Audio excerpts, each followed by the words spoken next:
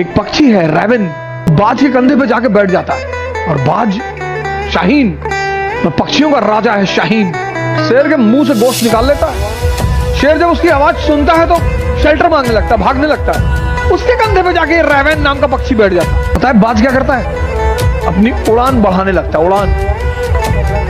और जैसे जैसे उसकी ऊंचाई बढ़ती रहती है ऑक्सीजन लेवल कम हो जाता है, रैवन को भागना पड़ता है। अपनी ऊंचाई बढ़ाओ, इतनी बढ़ाओ कि जितने लोग तुम्हें दबाना चाहते हैं उनका दम घुटने लगे, वो खुद ही भाग जाए।